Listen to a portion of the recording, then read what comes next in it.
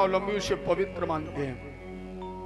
ऋषभ देव जी के 100 पुत्र पैदा हुए और इन्होंने अपने 100 पुत्रों के एक साथ बैठाला और अपने बच्चों को उपदेश करने लगे।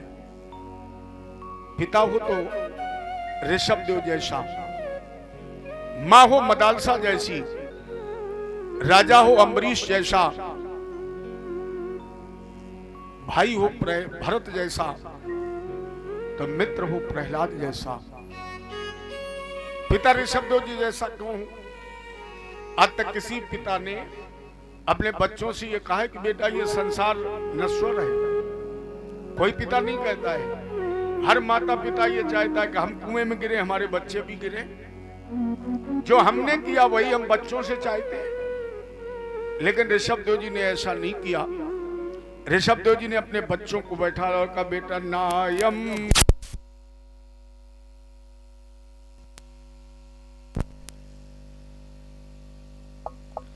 देह भाजाम लोके और कष्टान कर्मान हते बिड भुजाम ये तपो दिव्यम पुत्र का येन सत्तम शुद्धेत इस्मात ब्रह्म सौख्यम त्वनंतम। ऋषभ देव जी ने कहा, बेटा नायम देहु, ये शरीर बड़े भाग्य से मिला है, लेकिन केवल संसार के दुखदाई विषयों के भोग के लिए नहीं। क्योंकि अगर तुमने ये शरीर संसार के दुखदाई विषयों के भोग में लगा दिया तो ये शरीर भी सुअर नहीं चाहता है। इतना गया गुजरा है कि फिर तन सुअर भी नहीं चाहता है। इसलिए तपो दिव्यम, इस शरीर से इतनी दिव्य तपस्या करो कि आत्मा शुद्ध हो जाए और अनंत ब्रह्म को प्राप्त कर ले। क्योंकि पायो है मनुष्य देह, शकल देव ये मनसा करही, मानुष भवसागर तरही। 33 कोट देवता भगवान से प्रार्थना करते, नर्तन दे दीजिए हमें। आपको तो मिल गया है, दोबारा मिलेगा? किसी विद्वान शास्त्र पुराण में ये प्रमाण है कि दोबारा मिलेगा। आज मिला है तो पायो है मनुष्य देह, अवसर बनो है आज,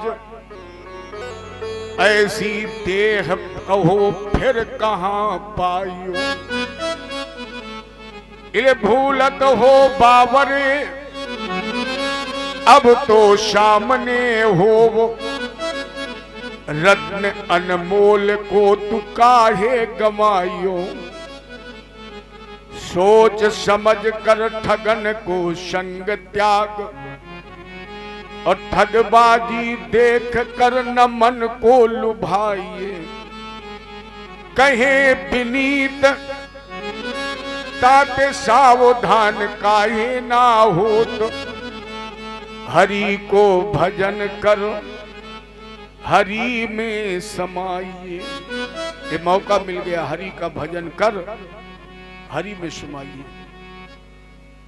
अरे मैली चादर ओढ़ के कैसी, मुझे अपने आप में भजन बहुत अच्छा लगता है। मैली चादर ओढ़ के कैसी, द्वार तुम्हारे आऊं,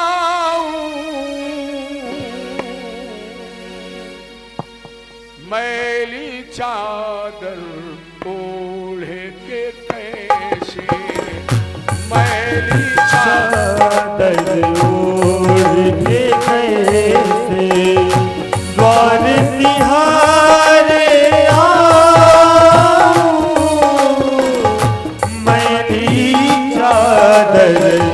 ओढ़ के कैसे।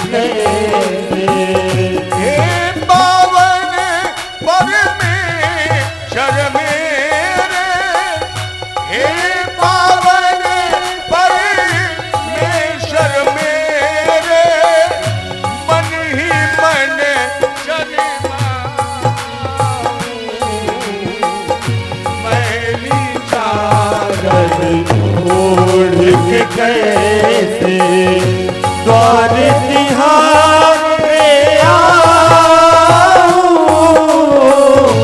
मैली चादर ओढ़ के कैसे।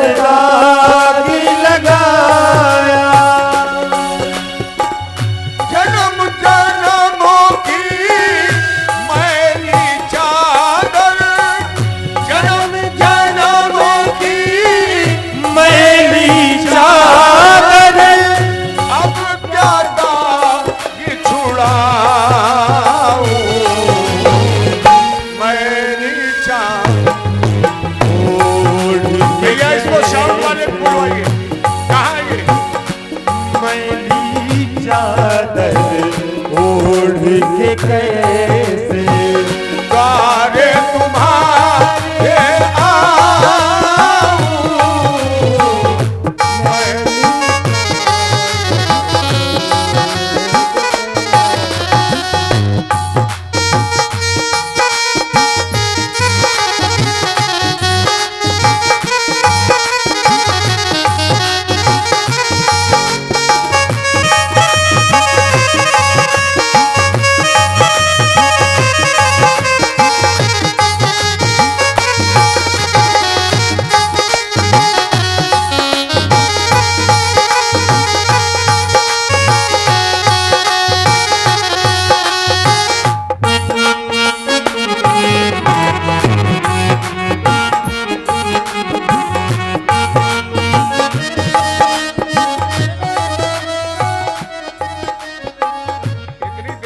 समझ पाए कि माइक कौन सा विषय दे रहा है। निर्मल वाणी पाकर तुझसे नाम ना तेरा गाया। निर्मल वाणी पाकर तुझसे नाम ना तेरा गाया। जन्म जन्मों की मैली चादर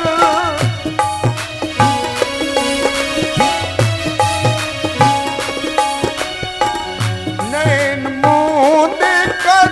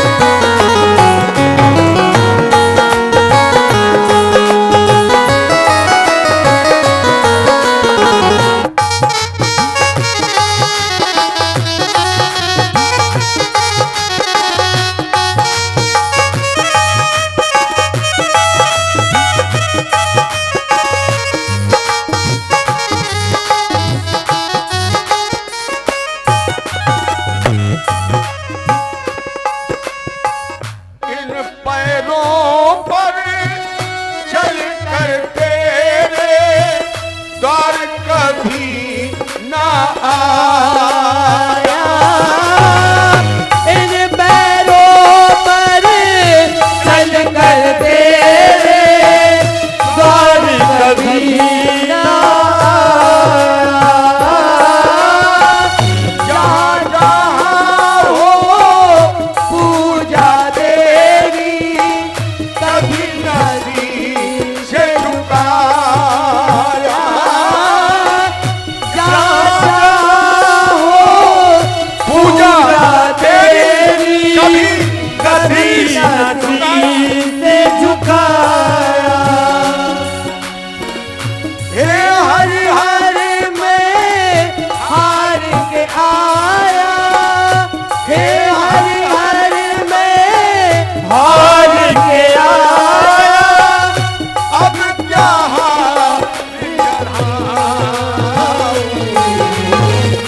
मैली चादर ओढ़ के कैसे द्वारे तुम्हारे आऊं। मैली चादर ओढ़ के कैसे हे पावन परमेश्वर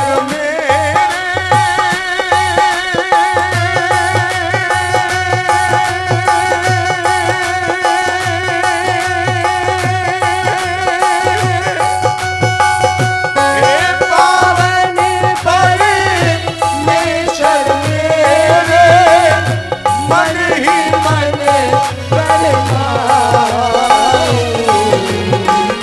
मैली चादर ओढ़ के कैसे निहारे आऊं।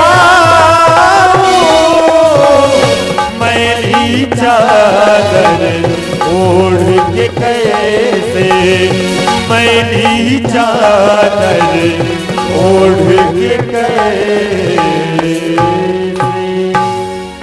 द्वार तुम्हारे आऊं। मैली चादर ओढ़ के। इसलिए पुनः एक बार निवेदन करूं, सोच समझकर ठगन को संग त्याग। अपने अन्य लोग एक कहावत कहते हैं, ठगों की टोली एक ही बोली, सबकी एक भाषा है। जब तक जेब मजबूत है तब तक रिश्ता भी मजबूत है, और जिस दिन जेब खत्म। अच्छा एक बात बताइए, हमारे लोग आपको सबसे ज्यादा प्यार कौन करता है? पत्नी सबसे ज्यादा बड़े प्रेम से बोलेगी तुम हमारे प्राण पति हो।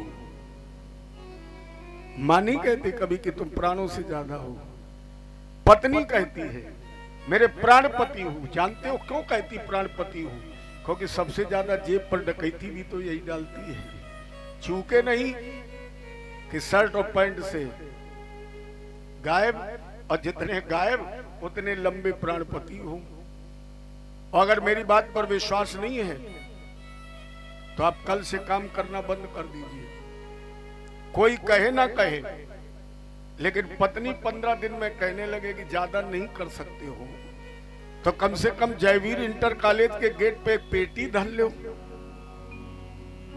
अरे नहीं ज्यादा पैसा तो कंपटाई टाफी बेचो, कुछ ना कुछ तो करो। और नहीं करोगे तो रामी मालिक है। भैया गधा की कीमत कब तक है? जब तक लदने के काबिल है। और जिस दिन गधा लदने के काबिल नहीं रहता है, आज तक उसे किसी सरकार ने इनाम दिया है? कितनी मेहनत करता कोई इनाम मिलता है? और जैसे लदने के काबिल नहीं रहा, फिर मालिक उसे 2 दिन भी बैठाल के नहीं खिलाता है, सड़क किनारे ले जाता है, फुटपाथ पर छोड़ देता, 2 पीठ पर डंडे मारता है। यही तो हमारी बीमारी होगी। नाती भी पूछता है बाबा वृंदावन कब जाओगे, क्योंकि हम तुम अब लदने काबिल रहे नहीं। और जब लदने काबिल नहीं बोले तो फिर अब वृंदावन जाओ सोई ठीक है, तो पहले चले जाओ ना। इसलिए सोच समझ कर ठगन को संग त्याग, ठगबाजी देख कर न मन को लुभाइए, कहे विनीत ताते सावधान काई ना होत, हरि को भजन कर, हरि में समाइए। सब देखे परखे सब, ध्यान दीजिए, अरे सब देखे परखे सब, बहुत कहे का हो, क्योंकि तुलसी सी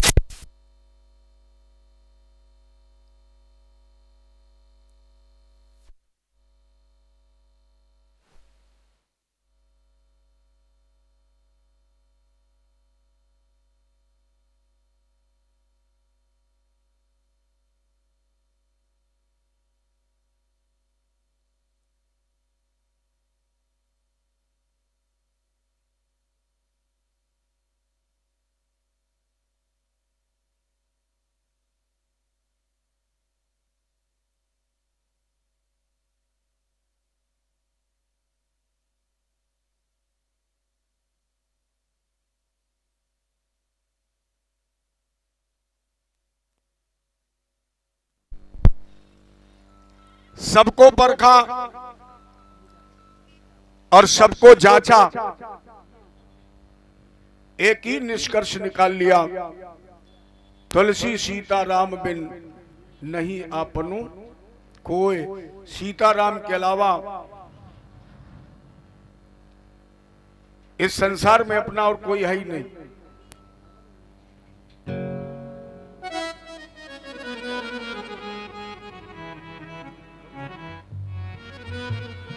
सब देखे परखे सब,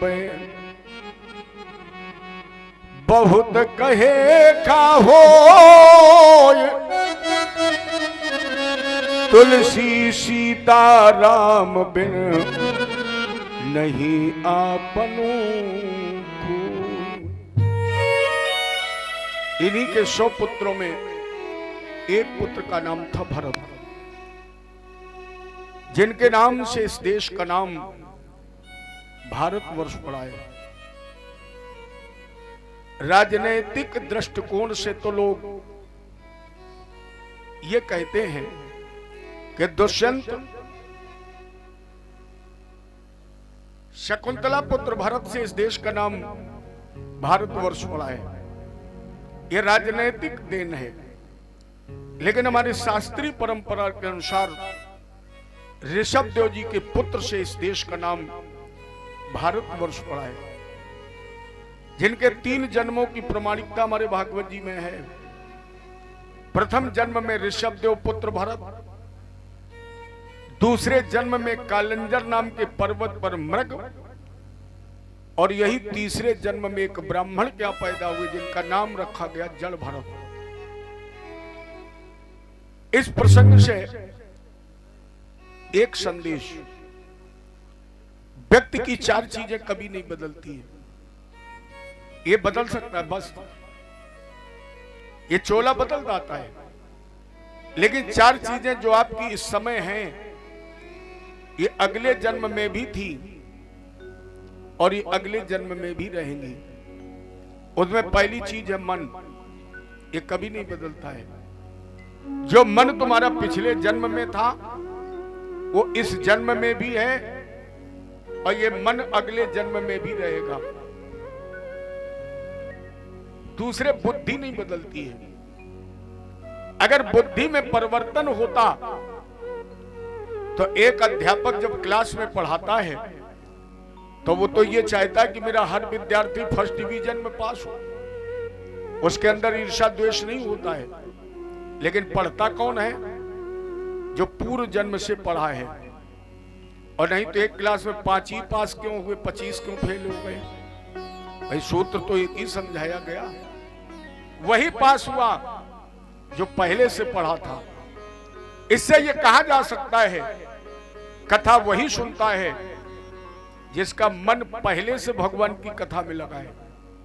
इससे यह कहा जा सकता है कि वही राम कथा भागवत कथा करते कराते सुनते और सुनाते हैं जिन्हें पूर्व जन्म का अभ्यास है, और पूर्व जन्म के अभ्यास से इस जन्म में सुन रहे हैं। तो यह निश्चित है कि इस तरह हम आप भगवान की कथा अगले जन्म में भी वो योनि कोई भी हो सकती है, जड़ हो सकते हैं, चेतन हो सकते हैं, पशु बन सकते हैं, लेकिन भगवान की कथा में मन लगा है, ले अगले जन्म में भी लगेगा। ये मत सोचिए कि हमारा आपका इसी समय मिलन हो रहा है, नहीं। भले ही हम आपको न पहचान पाए, लेकिन इस तरह सत्संग सुधा में हम आप अनंत बार मिल चुके हैं। इस तरह श्रोता और वक्ता के रूप में न जाने कितने जन्मों से हमारा आपका ये सत्संग चल रहा था, चल रहा है और अगले जन्म में भी चलेगा। तो न मन बदलता है, न बुद्धि बदलती है, न व्यक्ति का चित्त बदलता है और ना ही अहंकार बदलता है। अहंकार भी नहीं बदलता। आपने बहुत से जानवर ऐसे देखे होंगे जिनके पैर भी बांध दिए गए, गले में एक लकड़ी, वो नहीं ढुलना बोलते जिसे, लेकिन अगर पास से निकलो तो उसके अंदर इतना अहंकार होता है, जानता है कि हम जकड़े हैं रस्सियों से, लेकिन अहंकार पूर्व जन्म का भरा है। ले बिल्कुल वो गर्दन टेढ़ी करके आंखें निकाल के ऐसे देखता है कि अगर रस्सी छूट जाए तो राम ही मालिक है जो विधुना ले छोड़े। ये चार चीजें व्यक्ति की कभी नहीं बदलती हैं। तो भरत जी का तीसरा जन्म हुआ जड़ भरत के रूप में, और इन्होंने रहुगण को बहुत सुंदर उपदेश दिया है। रहुगण का जब संवाद हुआ तो भरत जी ने कहा, बेटा शरीर मरता है, आत्मा नहीं मरती है, क्योंकि जो जन्मा सो अवश्य नसावे और जौन नसावे पुनः प्रकाश आकर 4,84,000 अजात जीव जल थल नभवासी भ्रमत जीव सब योनिन माही और दुख भव भांति बरन नहीं जाई जन्मत मरत दुसह दुख हुई। जितना जन्म में दुख है उतना ही मृत्यु में है। और जानते हो कितना दर्द होता है? जितनी पीड़ा 100 बिच्छुओं के काटने से होती है। अच्छा, उस किसी ऐसे व्यक्ति से पूछो जिसे बिच्छू ने काटा हो, एक ने, और एक बिच्छू जिसे काट लेता है, जैसे काट राम न करे किसी को काटे, लेकिन जिससे काटा हो अगर उससे पूछो तुम्हें कैसा लग रहा है, तो मेरी समझ में वो गाय गोरू की तरह चिल्लाता है। और अगर 100 से कटवा दिया जाए उतना ही दर्द होता है जन्म में, उतनी मृत्यु में। लेकिन ये सब इस शरीर की व्यथा है, आत्मा से नहीं। पढ़ा होगा आपने गीता में भगवान क्या कह रहे हैं? अर्जुन, नैनम छिंदत शस्त्राणि नैनम दहति पावक ना चैनम क्लेदंत्यापौ ना शोष्यति मारुतः। आत्मा वो है जैसे कोई अस्त्र काट नहीं सकता है। आत्मा वो है जैसे जल डुबा नहीं सकता है। आत्मा वो है जो हवा उड़ा नहीं सकती है। रहुगण, एक बात बताइए, आप लोगों से पूछूं, जब हम आप ये नए कपड़े पहनते हैं तो पुराने उतार के फेंक देते हैं। पुराने कपड़े के उतारने से क्या ये शरीर मर जाता है? कपड़े उतारने से शरीर नहीं मरता है, नया पहन लेता है। रहुगण, जिस तरह वस्त्र के उतारने से शरीर नहीं मरता है, उसी तरह शरीर के उतारने से कभी आत्मा नहीं मरती है। वो अजर अमर नित्य शुद्ध अविनाशी है। ईश्वर अंश, वो अंशी है, हम उसके अंश हैं, हम हैं तो वही। ईश्वर अंश जीव अविनाशी अचेतन अमल सहज सुख राशि। वो सुखों की राशि है। और सुखों की राशि है कौन? सो आनंद सिंधु सुख राशि। अब उस सुख राशि का नाम क्या बसिज करें सो सुख धाम। कौन है सुखों का धाम? राम अस नामाओ। तो मेरा मुझसे अलग कहां है? ईश्वर अंश जीव अविनाशी। रहुगण इसलिए धन के घमंड को प्यारे आज तुम निकार देवो, और दौलत खजाना सब यहीं रह जाना है। थोड़ी सी जिंदगी में सिया राम ध्यान धरो, क्योंकि आया है जहां से फिर वहीं जाना है। हुज्जत लड़ाई करने का कोई काम नहीं, काहे को किसी से बैर कर जाना है। लाखन में एक बात भैया तुमको बताए जात, काहू को सतावो नहीं, अंत मर नहीं पड़ेगा। लाखन में एक बात तुमको बताए जात, और काहू को सतावो नहीं, अंत मर जाना है। ऐसे काम न करो जो लोग मरने के बाद भी अपशब्द का प्रयोग करें। मर गया ठीक रहा। कुछ लोग ऐसे भी जमाने में होते हैं, फॉर्मेलिटी में चले तो जाते हैं, लेकिन मन में कहते हैं भगवान मर गया तो ठीक ही रहा। जिंदगी में हजारों का मेला जुड़ा रहुगण। जिंदगी में हजारों का मेला जुड़ा, हंस जब जब उड़ा तब वो अकेला उड़ा।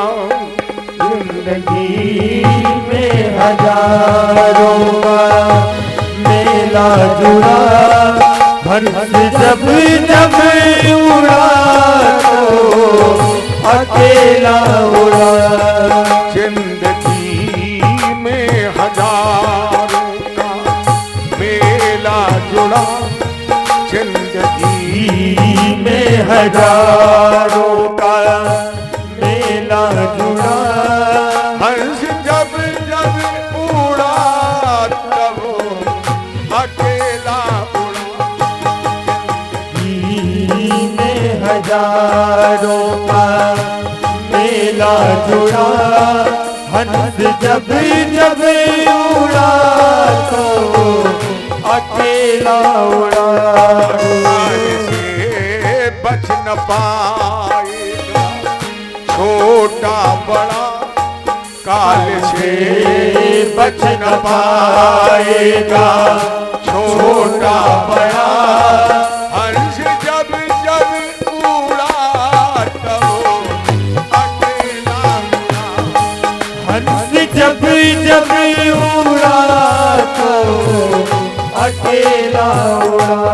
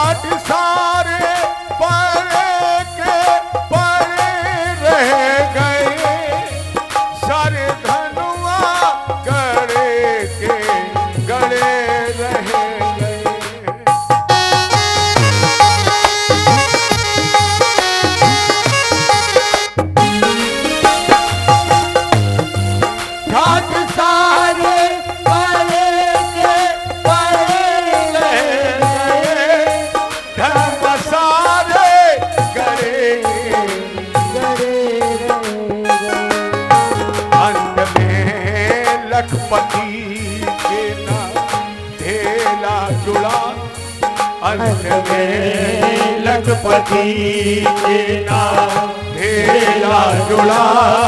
हंस जब जब उड़ा तब अकेला उड़ा। जिंदगी में हजारों का मेला जुड़ा। हंस जब जब उड़ा तब अकेला उड़ा।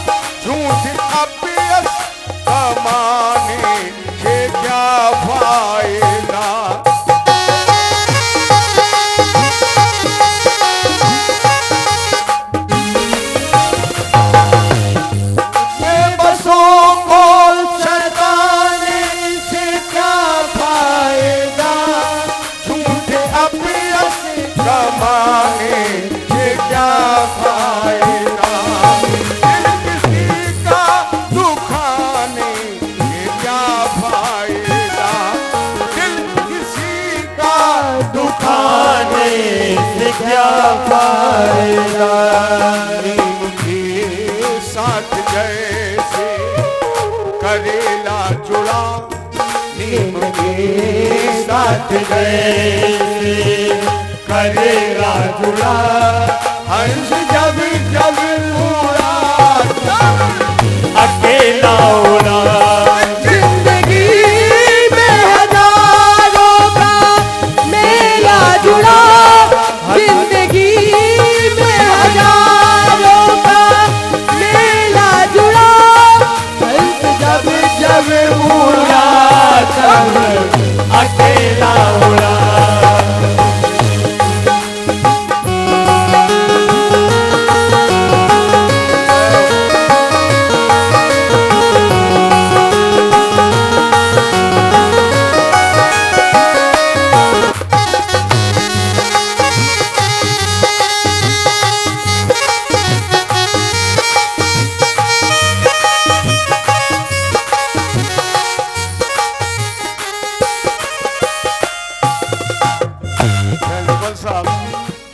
आगे बैठ जाइए। आप खड़े हैं, पैर मेरे दर्द कर रहे हैं। इतने अच्छे हैं आप कि खड़े आप हैं, दर्द मुझे होने लगा है। या तो ये कह दिया जाए या फिर ये कहा जाए कि नेता का भाषण कभी बैठ के नहीं सुनना चाहिए और भगवान की कथा कभी खड़े होकर नहीं सुननी चाहिए। नेता के भाषण में हमेशा पीछे रहना चाहिए और भगवान की कथा में हमेशा आगे रहना चाहिए। क्यों? नेता के भाषण में पीछे और खड़े होकर सुनो, कारण पता नहीं कब सड़े टमाटर फेंके जाने लगे, इसलिए भाग लो पीछे। और भगवान की कथा में तो ऐसा होता नहीं, प्रेम से बैठ करके सुनिए। निवेदन में क्या कर रहा आपसे, जिंदगी में हजारों का मेला जुड़ा। जिंदगी में हजारों का मेला जुड़ा। हंस जब जब उड़ा तब अकेला उड़ा। जिंदगी में हजारों का मेला जुड़ा। हंस जब जब उड़ा तब अकेला उड़ा।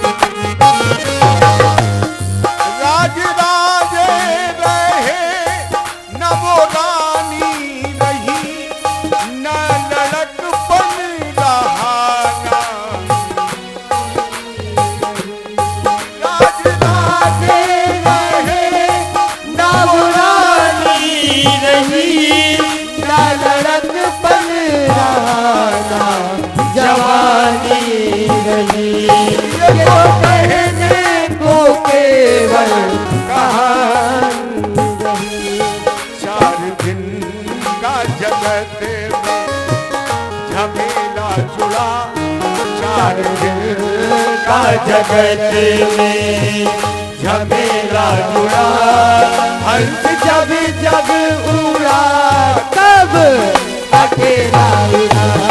जिंदगी में हजारों का मेला जुड़ा, जिंदगी में हजारों का मेला जुड़ा।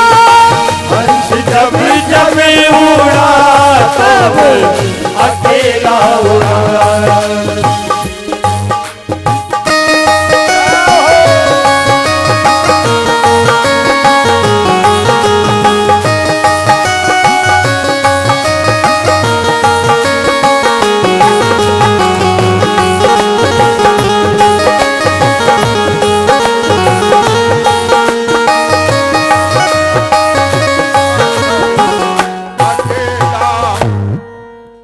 जिंदगी में हजारों का मेला जुड़ा, रेमन मुसाफिर निकलना पड़ेगा, काया कुटी खाली करना पड़ेगा।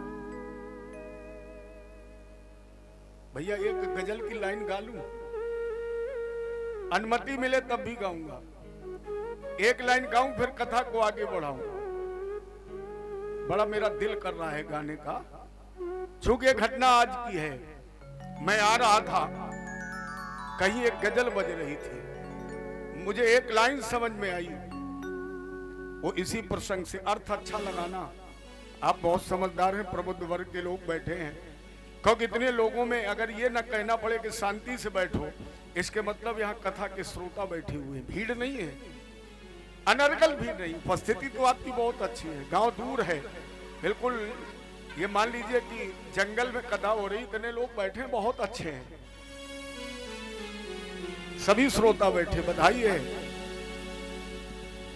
क्या सुंदर बज रहा था। जिंदगी की राहों में रंजो गम के मेले। अर्थ अच्छा लगाना। जिंदगी की राहों में रंजो गम के मेले, भीड़ है कयामत की, यहां से वहां तक भीड़ है कयामत की, भीड़ है कयामत की, फिर भी हम जिंदगी की राहों में रंजो गम के मेले। इतना ही नहीं, आईने के 100 टुकड़े, एक दो नहीं, आईने के 100 टुकड़े हमने करके देखे हैं, हमने करके देखे हैं, हमने करके देखे हैं। मिला क्या? एक में भी तन्हा थे, 100 में भी अकेले।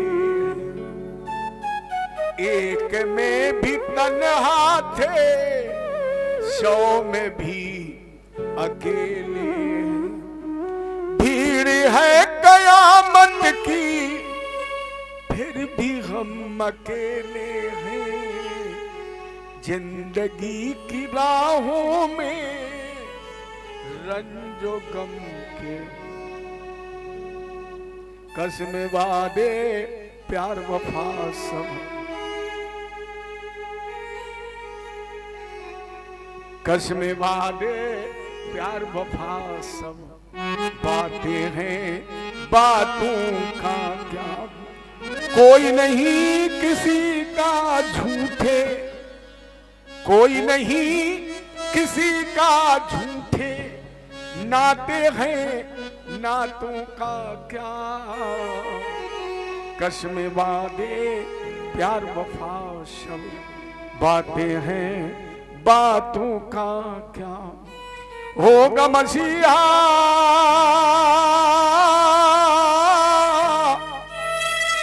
होगा मसीहा तेरे सामने, फिर भी ना बच पाएगा।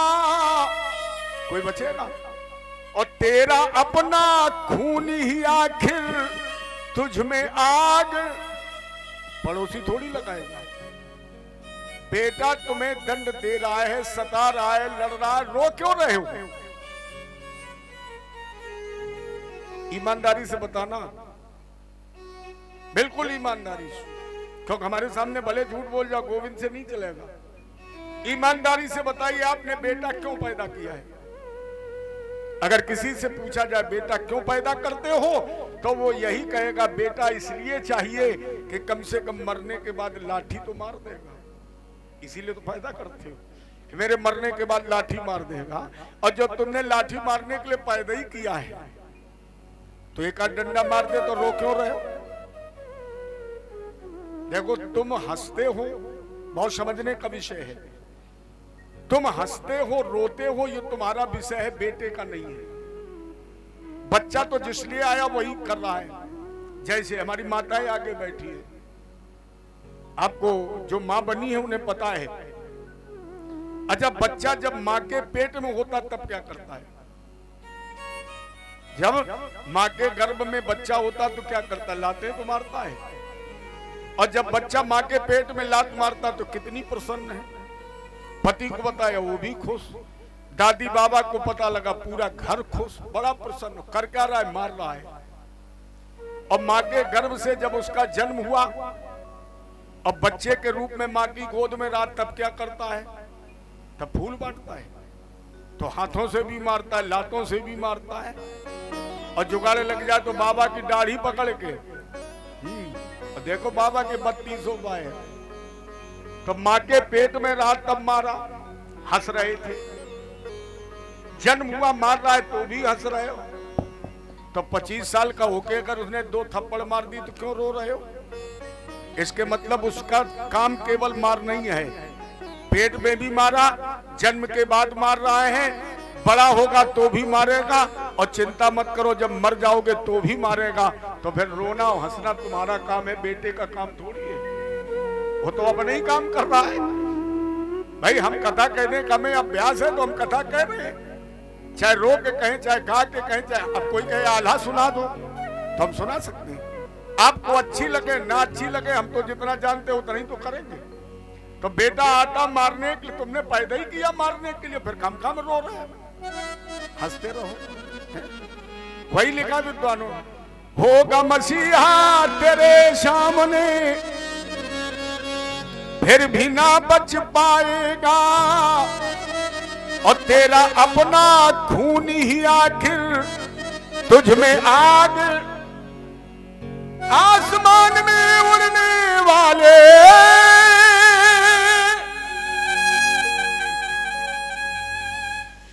आसमान में उड़ने वाले मिट्टी में मिल जाएगा। कश्मे बादे प्यार वफा सब बातें हैं बातों का। कोई नहीं किसी का झूठे, कोई नहीं किसी का झूठे नाते हैं, नातों का क्या कश्मे वादे प्यार वफा सब बातें हैं बातों का क्या। और ध्यान दीजिए, सुख में तेरे साथ चलेंगे, दुख में सब मुंह मोड़ेंगे। जब तक सुख है तब तक बाप के साथ बेटा भी है, बेटा बाप के साथ है। और जिस दिन सुख समाप्त हो जाएगा, ना बेटा काम आएगा ना बाप काम आएगा। सुख में तेरे साथ चलेंगे, दुख में सब मुंह मोड़ेंगे। और दुनिया वाले तेरे बनकर, दुनिया वाले तेरे बनकर तेरा ही दिल तोड़ेंगे। क्योंकि देते हैं भगवान को धोखा, देते हैं भगवान को धोखा, इंसान को क्या छोड़ेंगे। कश्मे वादे प्यार वफा सब बातें हैं बातों का क्या, कोई नहीं किसी का झूठे नाते हैं, नातों का क्या, कसम वादे प्यार वफा सब बातें हैं, बातों का क्या।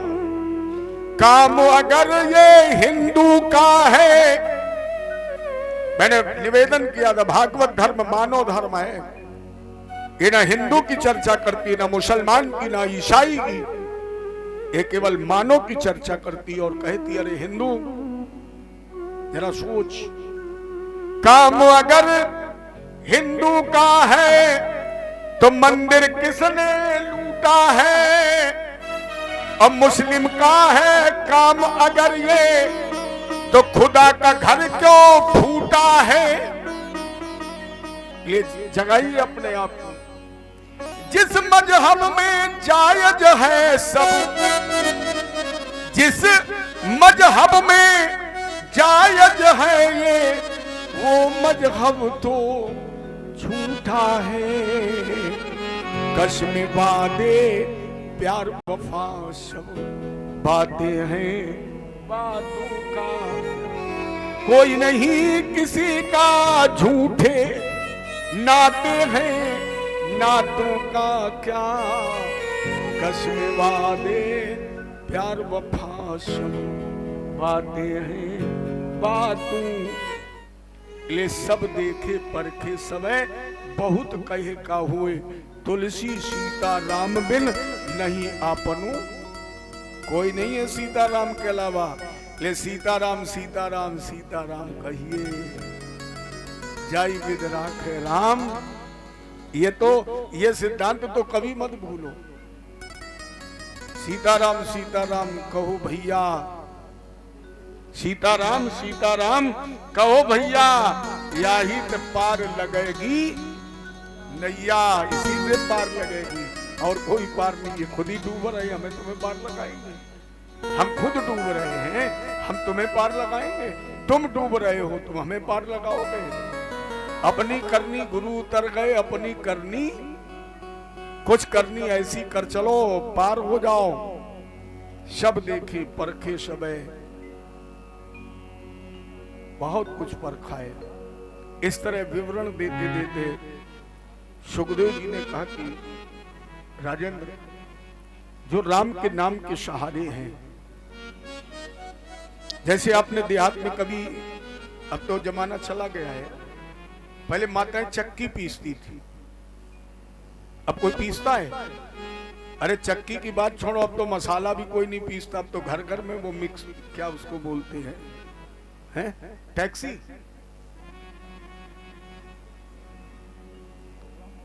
मिक्सी, हमें नहीं पता, हम तो पता नहीं कि मिक्सी है कि एक्सी है कि टैक्सी है। दो चीजें बड़ी गजब की चली हैं, एक माताओं का पहनावा, उसका क्या नाम है, एक्सी, आप लोग भले मैक्सी कहें लेकिन उसका नाम बिल्कुल ऊपर से नीचे तक एक्सी।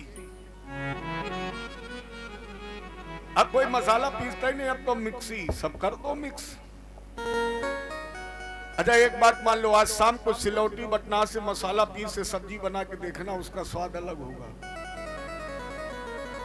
लेकिन मेरा उससे कोई मतलब नहीं है, आप खूब मिक्स करिए।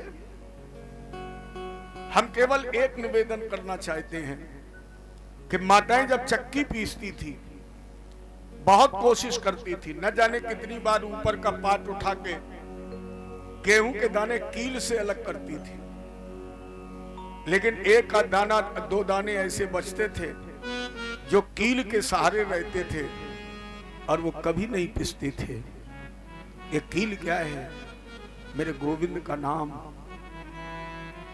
दो पाटन के बीच में बाकी बचाना, लेकिन जो कील के सहारे हो गया वो कभी पिस ही नहीं सकता है। तो उस कील को पकड़ लीजिए ना। राम के नाम में तो वो ताकत है कि जगत भी तुम्हारा अनिष्ट करना चाहे तो नहीं कर सकता है। इस विषय में चलो राजेंद्र, हम तुम्हें एक बहुत बढ़िया इतिहास सुना रहे हैं। अभी कुछ समय पहले आपको एक चर्चा दी गई थी, दिति के 2 पुत्र पैदा हुए थे, हिरण्याक्ष और हिरण्यकश्यप। हिरण्याक्ष को भगवान ने कैसे मारा? वराह बनके। वराह माने होता है संतोष और हिरण्याक्ष माने होता है लोभ। इसी के भाई का नाम था हिरण्यकश्यप, जिसने जानोराज जम्म की पुत्री कयाधु से विवाह किया, जिसकी राजधानी झांसी के पास एरच थी। और उसने कयाधु से विवाह करके 4 पुत्र पैदा किए थे, अनुलाद, शहलाद, हरलाद, और चौथे पुत्र का नाम था प्रहलाद। ये प्रहलाद भगवान का परम वैष्णव भक्त था। राजा परीक्षित ने कहा, गुरुजी, एक अधर्मी पिता के धर्मात्मा पुत्र का जन्म हो गया, जबकि अपने शास्त्रों में एक सूक्ति है, आत्मन जायते इत स आत्मजा। पिता की आत्मा ही पुत्र रूप में जन्म लेती है, और पिता की आत्मा अगर पुत्र रूप में जन्म लेती है तो पिता अधर्मी, अन्यायी, पापी है, तो पुत्र धर्मात्मा कैसे हो गया? अच्छा, अपने अध्यात्म में एक कहावत और है, लोग कहते हैं बाढ़े पूत पिता के धर्मा, अन्न उपजय अपने कर्मा।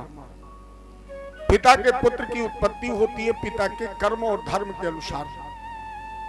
पृथ्वी से हम आप अन्न पैदा करते हैं अपने पुरुषार्थ के अनुसार। अच्छा, इसे भी छोड़ दीजिए, चूंकि हम आप बिल्कुल शुद्ध देहात में बैठे हैं, तो यहाँ तो लोग ये भी कहते होंगे बाप है पूत, परापत घोड़ा, और ज्यादा नहीं तो पिता के गुण पुत्र में पूरे पूरे भले ना आए, लेकिन थोड़े बहुत तो आते ही हैं। लेकिन यहाँ तो नदी के 2 किनारे हैं, जैसे रेल की दोनों पटरियां एक साथ एक समय हर मोड़ पर मुड़ती हैं, लेकिन कहीं मिलती हैं। नदी के दोनों किनारे हर मोड़ पर एक साथ ही तो घूमते हैं, लेकिन दोनों किनारे कहीं मिलते नहीं हैं। उसी तरह पिता और पुत्र लग रहा है कि नदी के 2 किनारे हैं। पिता अधर्मी नंबर 1 और पुत्र धर्मात्मा विष्णु भक्त नंबर 1। तुम्हारा जी ऐसा कैसे हो गया? देखो, हालांकि प्रहलाद जी के जन्म की कथा श्रीमद् भागवत में नहीं है। यह प्रमाण नहीं है कि प्रहलाद अपने मां के गर्भ में कितने दिन रहा। इनके पिता हिरण्यकश्यप का प्रमाण है। हिरण्यकश्यप अपने मां के गर्भ में 100 वर्ष तक रहा है, लेकिन प्रहलाद जी कितने दिन रहे इसका प्रमाण नहीं है। लेकिन यहां प्रश्न है, एक अधर्मी के धर्मात्मा पुत्र का जन्म, इसके 2 प्रमाण भागवत जी में है, और 2 प्रमाण हम आपको अन्य ग्रंथों से देकर ये सिद्ध करने की कोशिश करेंगे कि अधर्मी के धर्मात्मा पुत्र का जन्म कैसे हुआ। पहला प्रमाण, एक बार कश्यप जी सूर्यास्त के समय संध्या वंदन करने जा रहे थे, लेकिन उस समय दिति ने कामासक्त होकर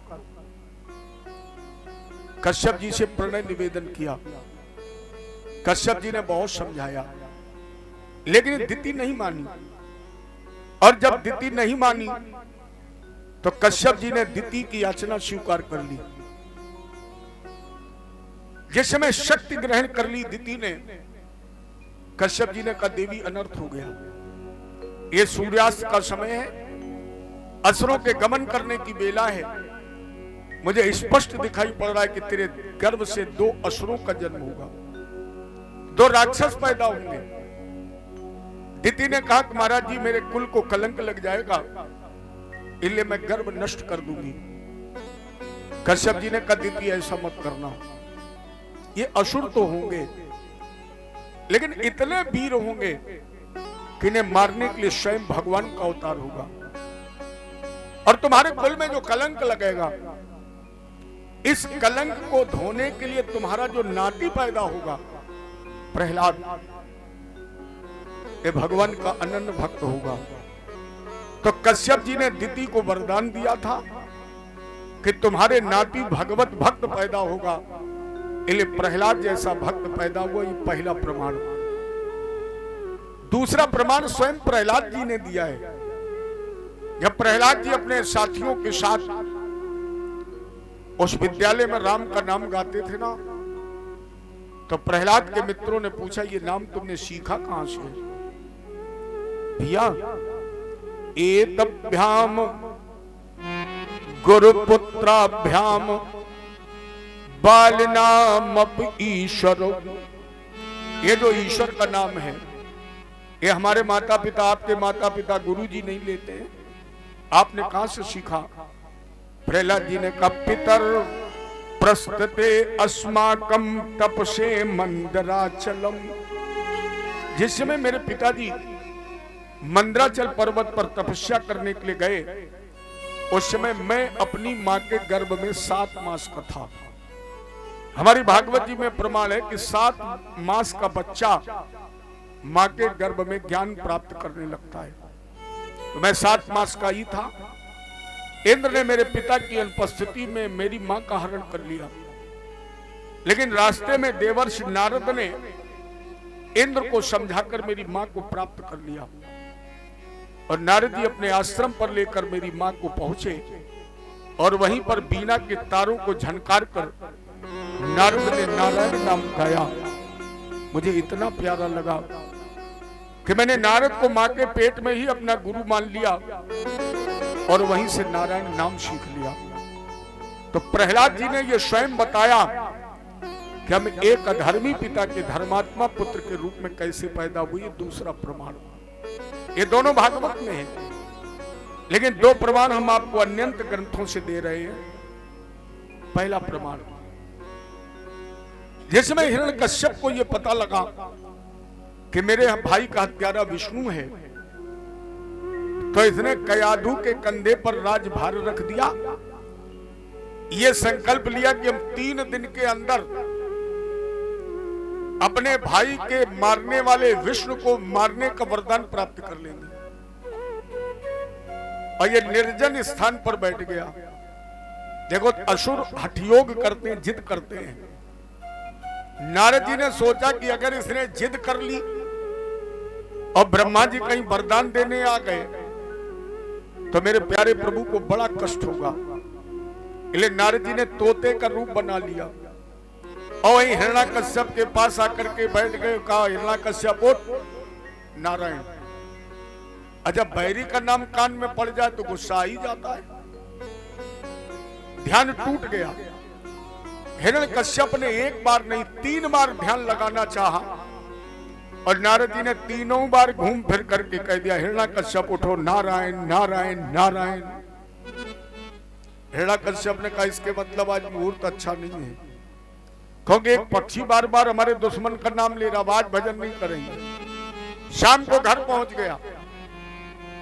स्वामी, जो वरदान आपको 3 दिन में मिलना था, क्या वो 3 घंटे में ही मिल गया? हिरण्यकश्यप ने कहा, नहीं कयाधु, वहां एक तोता था जो मेरे बैरी का नाम लेता। कयाधु ने प्रश्न कर दिया, आपके बैरी का नाम क्या है? देखो, हिरण्यकश्यप कभी भी अपने मुख से अपने दुश्मन का नाम नहीं लेता, क्योंकि आप जितनी बार दुश्मन का नाम लेंगे, जो समय लगेगा वो समय दुश्मन की उम्र में जुड़ जाएगा। उतनी उम्र लंबी हो जाएगी तो नाम लेते नहीं। लेकिन कयाधु ने भी संकल्प ले लिया, स्वामी, अगर आपकी वाणी से आपके बैरी का नाम नहीं निकलेगा तो आपका कल्याण कैसे होगा? भोजन कराया। जब शयन कक्ष में हिरण्यकश्यप लेट गया तो कयाधु अपने पति के चरण दबाने लगी। जैसे सेवा कर रही थी, अचानक हिरण्यकश्यप के हृदय में काम का जन्म हो गया। और जैसे काम का जन्म हुआ, हम आप सभी लोग जानते, कामी पुरुष अंधा होता है। उसी समय कयाधु ने प्रश्न कर दिया, स्वामी, आपके बैरी का नाम क्या है? एक तो काम में अंधा था और जब बैरी के नाम का प्रश्न सुना तो और क्रोध आ गया। उठ करके बैठ गया। कहा, सुन कयाधु, मेरे बैरी का नाम है नारायण नारायण नारायण नारायण नारायण नारायण नारायण। एक दो बार नहीं, 108 बार कह गया, पूरी एक माला। और बाबा ने क्या लिखा, भाव कुभाव, उल्टा सीधा चलते फिरते खाते पीते। अच्छा एक बात बताओ, अग्नि में आप जानकर हाथ डालोगे तब क्या होगा, जलोगे। और धोखे में हाथ लग जाएगा तब क्या होगा, तो भी जलोगे, क्योंकि अग्नि का स्वभाव है।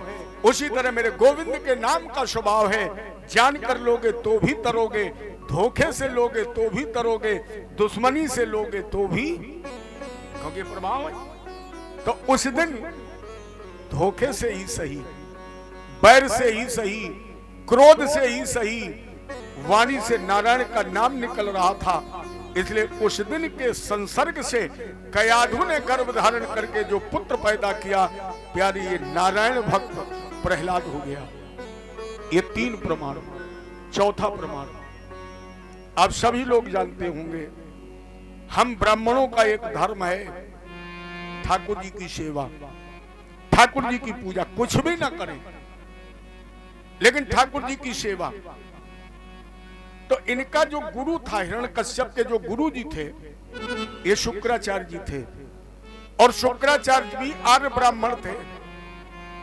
इनका तो विवाद बृहस्पति जी से चुनाव के लिए हुआ, क्योंकि चुनाव एक ऐसी चीज ही है, जैसे अब नहीं चुनाव आयोग घोषणा करता है कि चुनाव होगा 4 चरण में, लेकिन भ्रमित मत हो, ये चुनाव 4 चरण में न कभी हुआ, न है, न होगा। चुनाव होता है केवल 2 चरण में। वोट चाहे जितनी बार डाले जाएं, लेकिन चुनाव होता हमेशा 2 चरण में। पहला चरण आपके चरण, नेता का सर, ये पहला चरण है। नेता सर आपके चरणों में रखेगा, ये पहला चरण। और जैसे पहला चरण पूरा हो गया तो फिर नेता के चरण और आपका सर, यही 2 चरण है। वोट चाहे जितने बार पड़े, नेता का सर, आपका चरण, पहला चरण, और इसके बाद आपका सर, नेता का चरण, यही है 2 चरण।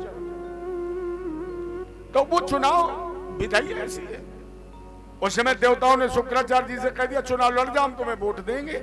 लेकिन जब चुनाव हुआ तो देवताओं ने बृहस्पति जी को वोट दे दिया, शुक्राचार्य जी हार गए। इसलिए इन्होंने दैत्यों का असुर पद ले लिया, गुरु पद ले लिया। लेकिन ये भी ब्राह्मण धर्म का निर्वहन करते थे, ठाकुर जी को छुपा के रखते थे। जब दुनिया सो जाती थी तब शुक्राचार्य जी ठाकुर जी को निकालते थे, नहलाते थे, भोग लगाते थे, आरती उतारते थे। एक दिन रात में वो नहीं, सिपाही गश्त में निकलते, शुक्राचार्य जी की कुटिया खुली थी। सिपाहियों ने झांक के देखा, गुरु जी के हाथ में ठाकुर जी थे। सिपाहियों ने कहा अच्छा हमें दुश्मन बनाए हो और खुद रगड़ रगड़ के नहलवा रहे हो। सिपाही दौड़ के गए, राजा साहब गुरु जी धोखा करते हैं। क्या? बोले जिन्हें हमारा आपका दुश्मन बनाए हैं उनकी धूप बत्ती लगा रहे हैं। हिरण्यकश्यप ने कहा कानून सबके लिए बराबर है। देखो आज का कानून और तब के कानून में अंतर था।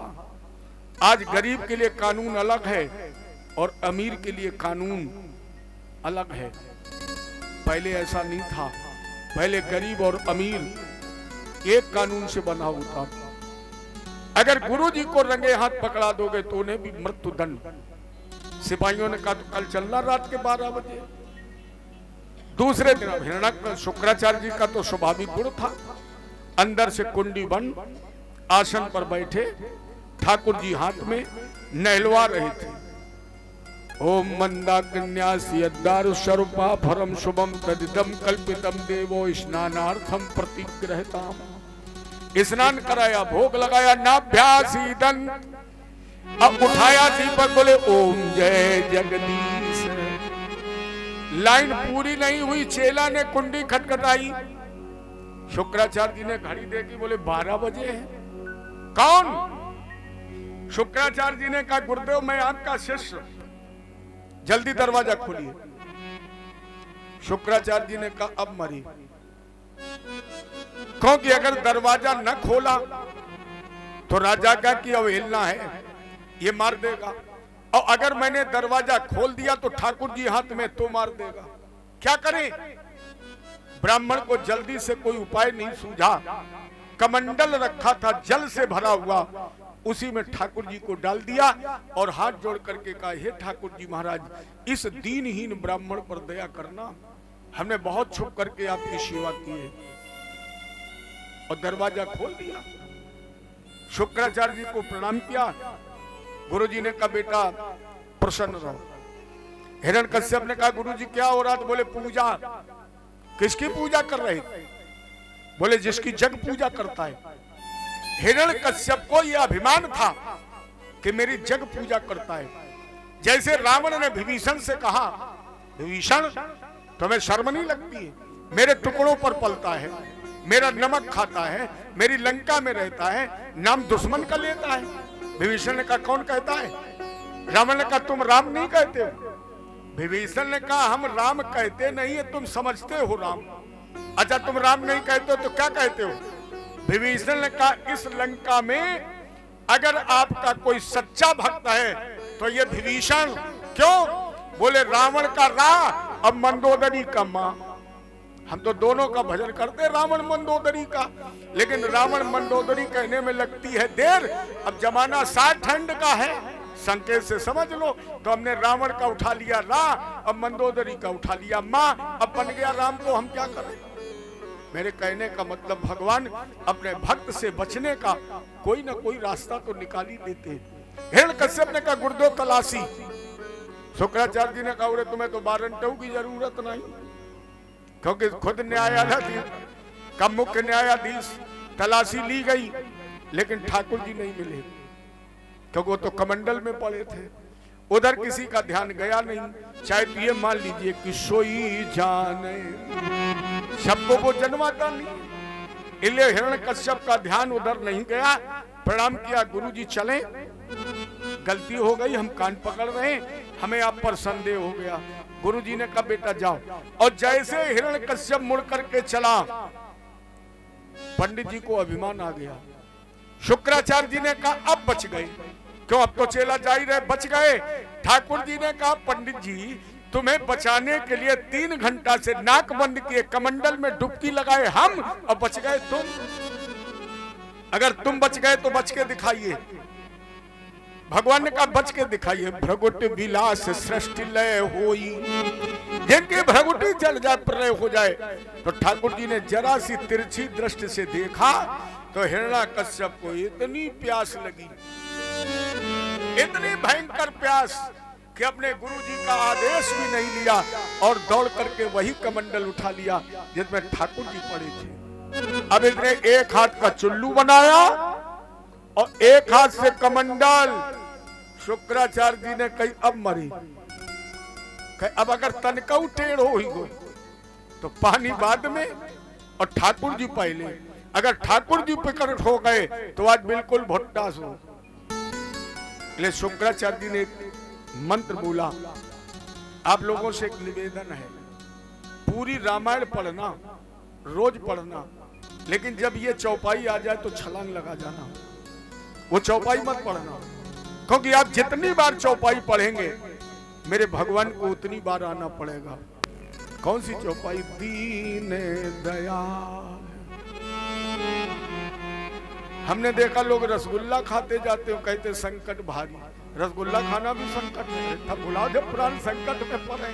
खा रहे बर्फी, चिल्ला रहे हो, संकट भारी। शुक्राचार्य जी ने ये चौपाई कब बोली? जब जान की बाजी लग गई। तो शुक्राचार्य जी ने कहा, दीन दयाल बिरन संभारी, हरहु नाथ ममो संकट भारी। भगवान बोले तो क्या करें? शुक्राचार्य जी ने कहा, जय विधिनाथ हो ये हित मोरा, अब करहु सुबेगी दास में। अब भगवान क्या कहते हैं? निर्मल मन जन सो मोहि पावा, मोह कपट छल छिद्रे न भाव तिनकी करहूं सदा रखवारी।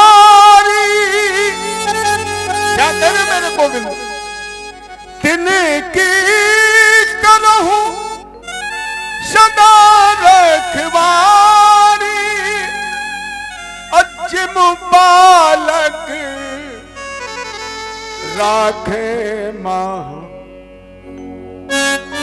हम लोग भक्त किया इसे रक्षा करते हैं जैसे एक मां अपने बच्चे की रक्षा करती है। इसलिए मेरे ठाकुर जी इतने ठंडे हो गए, इतने ठंडे हो गए, इतने शीतल हो गए कि हिरण्याकश्यप उस कमंडल का एक घूंट जल पी पाया। इतना ठंडा क्यों?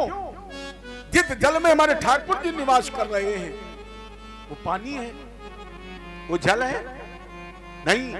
जिसमें हमारे ठाकुर जी निवास कर रहे हैं वो चरणामृत है, वो प्रसाद है। प्रसाद कितना लेना चाहिए? लोटा भर के नहीं। देखना कल कृष्ण जन्म में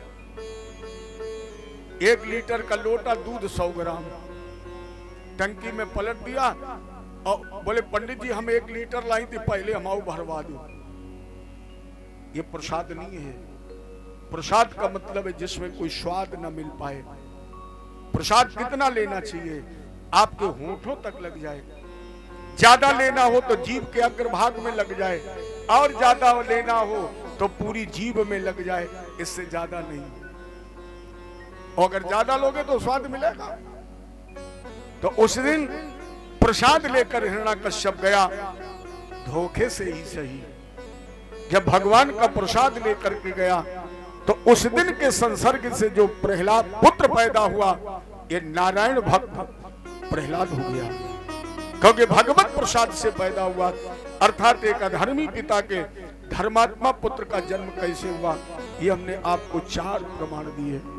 और हिरण्याकश्यप ने तपस्या कितनी की? थोड़ा जल्दी कर लीजिए क्योंकि सर्दी बहुत है, समय भी हो रहा है। कितनी तपस्या की हिरण्याकश्यप ने? साते पे मंदर द्रोणायाम तपः परम दारुणम ऊर्ध्वबाहुर नभो दृष्टि पादंगुष्ठ शतावन। हिरण्याकश्यप ने मंदराचल पर्वत की कंदरा में केवल अंगूठों पर खड़े होकर पादंगुष्ठ शतावन, पैर के अंगूठे पर, ऊर्ध्वबाहुर दोनों हाथों पर आकाश की तरफ देख रहा था। 10,000 वर्ष की समाधि। दीमक लग गई, बांस की झाड़ियां उगाई, तब ब्रह्मा जी प्रकट हुए। कमंडल के जल से झाड़ियां और दीमक मिट्टी नष्ट की। पूर्वत प्रकट हुआ। ब्रह्मा जी ने कहा उत्तिष्ठोत्तिष्ठ भद्रम ते तपास्योष काश्यप वरदोह मन प्राप्तो हृतो मीप्सितो वरा। अरे हिरण्याकश्यप उठो वर मांग। तो हिरण्याकश्यप ने कहा ना भूमौ न अंबरे मृत्युर्नरेण मृगैरपि। वरदान दीजिए, ना भूमौ न अंबरे, आकाश में मरे, न पृथ्वी पर, दिन में न रात में, बाहर न भीतर, सूखे से न गीले से, जिंदा से न मुर्दा से, अस्त्र से न शस्त्र से, हम काहू के मरे ना। तुमने जो जो बनाया हो उससे न मरे। अब 12 महीने में हम किसी महीने में न मरे। और जैसे वरदान प्राप्त किया, न अष्टव्यम न दातव्यम न होतव्यम ध्वजा क्वचित। जितने भी वेद पाठी ब्राह्मण संत विद्वान महात्मा हैं वो कान खोल करके सुन लें। अब मेरे बैरी का भजन बंद, मूर्ति नहीं लगाई जाएगी, यज्ञशाला से धुआं नहीं उठेगा, कोई ये चंदन मंदन नहीं लगाएगा। ये सब धर्म परिवर्तित कर दें जितने भी लाल पीले अंगोछा वाले हैं। और अगर धर्म परिवर्तन ना करें तो फिर मेरा राज्य खाली कर दें, नहीं तो फांसी के लिए तैयार हो जाए। और इसने केवल आप लोगों को पता है, विप्र धेनु सुर संत हित लीन मनुज अवतार। जब इन 4 पर, जब मंदिरों में मूर्तियों का खंडन किया जाता है, जब गौओं का अपमान और गैयों का कत्ल होता है, ब्राह्मण सताए जाते हैं, तब कहीं भगवान का अवतार होता है। और इनको सताने के साथ साथ हिरण्याकश्यप ने तो अपने पुत्र को भी नहीं छोड़ा, खौलते हुए तेल में खौला दिया। कयादू के हाथ से विषपान करा दिया। अपनी बहन सिंघका के माध्यम से वो नहीं आती होली, फाल्गुन के महीने में आग में जलवा दिया। लेकिन प्यारे एक ही बात याद रखिए, जाको राखे साइया मार सके ना कोई, बाल न बाका कर सके चाहे सब जग बैरी। उसे मारने वाला मैंने जग में नहीं निहारा, जगत में जिसका जगत पिता रखवारा। मैं कहता डंके की चोट पर सुनियो कान लगाए लाला, हरि है हजार, और जब हजार हाथ वाला बचाता है तो दो हाथ वाला जगत व्यवहार तुम्हारा कुछ कर ही नहीं सकता है। और जब सारे प्रयोग असफल हो गए तो लोहे के स्तंभ को गर्म करा दिया, जैसे लोहे की लपटें निकल रही थी। सामने खड़ा किया प्रहलाद को, बोल प्रहलाद तेरा राम कहाँ है? प्रहलाद ने कहा पिताजी समस्या इस बात की नहीं है कि राम कहाँ है, समस्या इस बात की है कि आखिर वो है कहाँ नहीं। पिताजी कौन सी ऐसी जगह है जहां मेरा राम ना हो? पिताजी भगवान जैसा कोई नहीं, मेरे श्याम जैसा कोई नहीं, वो तो जहान में सबसे बड़ा है। पिताजी वो तो जहान में सबसे बड़ा है, मेरे राम जैसा कोई नहीं, मेरे श्याम जैसा कोई नहीं। सब जग का आधार वही, दातार वही, करतार वही है। पिताजी समझने की कोशिश करें, सब जग का आधार वही, दातार वही, करतार वही है। माता पिता बंधु व सखा सारे जग का आधार वही है।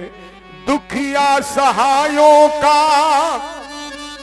दुखिया सहायों का वही आसरा है, मेरे राम जैसा कोई नहीं, घनश्याम जैसा कोई नहीं। सारे जहान में वो सबसे बड़ा है। पिताजी सारे जहान में वो सबसे बड़ा है, मेरे राम जैसा कोई नहीं, घनश्याम जैसा कोई नहीं, गोविंद जैसा कोई नहीं। हिरण्यकश्यप ने कहा अगर वो सबसे बड़ा है, कण कण में विद्यमान है, तो प्रहलाद क्वासो यदसा सर्वत्र कस्मात स्तंभे न दृश्यते, फिर इस लोहे के खंभे में क्यों नहीं दिखाई पड़ रहा है? जो आग से तप रहा है इसमें क्यों नहीं दिखाई पड़ रहा है? प्रहलाद ने कहा पिताजी इसके भी अंदर है। तो हिरण्यकश्यप परीक्षण करने के लिए आगे बढ़ा और जैसे उस आग तपते हुए लोहे के खंभे पर मुष्टि का वार किया, तो मुष्टि का वार करते ही राजेंद्र एक आश्चर्य हो गया। गड़गड़ गड़ानो खंभ भानो चरचराए, निकरो नर नाहर, रूप अत भयानु है। जैसे वो लोहे के खंभे पर मुष्टि का वार किया तो गड़गड़ गड़ानो, हिरण्यकश्यप के सामने ऐसा लगा जैसे हजारों शूर प्रकट हो गए। उस समय पृथ्वी डगमगा गई, दिग्गज शिकार करने लगे, आकाश से तारे टूटने लगे। निकसो नर नाहर, नर माने मनुष्य और नाहर माने सिंह, अर्थात नरसिंह के रूप में प्रकट हो गए। जब नरसिंह भगवान की जय। हिरण्यकश्यप का एक एक अस्त्र निष्फल करने के बाद भगवान ने तो हिरण्यकश्यप को ऐसे पकड़ लिया जैसे एक मतवाला हाथी केले के वृक्ष को जड़ से, मेहनत नहीं लगती हाथी, सूंड से अगर परिश्रम के उखाड़ लेता है, उसी तरह नरसिंह भगवान ने हिरण्यकश्यप को उखाड़ लिया। गेंद की तरह उछाला, और जैसे बच्चा गेंद उठा लेता है उसी तरह भगवान ने हिरण्याकश्यप को उठाया, मतवाले हाथी की तरह झूमते हुए आए, महल के बीचों बीच देहरी पर आकर बैठ गए, शरीर गोद में लिटा लिया। अरे हिरण्याकश्यप, तुमने बड़ी दुर्लभ तपस्या भी तो की है, तुमने दुर्लभ वरदान भी प्राप्त किए हैं, तुम्हारे जैसे दुर्लभ तपस्वी को मारने में मुझे बड़ा कष्ट होता है। लेकिन हिरण्याकश्यप, जब कोई वरदानी, कोई तपस्वी अपने तप और वर का दुरुपयोग करके अपने भक्त को कष्ट देता है तो फिर उसे मारने में मुझे कोई कष्ट नहीं। ले हिरण्याकश्यप, पहले एक एक वर पूरा कर ले, अगर तेरा एक भी वर शेष रह जाएगा तो हम तुम्हें वचन देते, तू हमसे जीवन दान प्राप्त कर लेगा। बोलो हिरण्याकश्यप, तुम आकाश में हो या पृथ्वी पर? का महाराज जी आपकी गोद में। बोलो ये जंघाएं सूखी हैं कि गीली हैं? हिरण्याकश्यप ने कहा ये सूखी भी है और गीली भी है। तुम बाहर हो या भीतर? हिरण्याकश्यप ने कहा गुरुजी बिल्कुल महल के बीचों बीच। देख मेरे नाखून, ये जिंदा है कि मुर्दा? तो नाखून जिंदा भी होता है और मुर्दा भी होता है। भगवान ने कहा देख मुझे गौर से, मैं मनुष्य हूं या पशु? का ना आप मनुष्य है ना पशु है, आप नरसिंह हैं। हिरण्याकश्यप दिन है या रात? तो लगभग सूर्य अस्ताचल को जा चुका था। इस समय न तो दिन कहा जा सकता है और न रात कही जा सकती है। महाराज ये संध्या का समय है।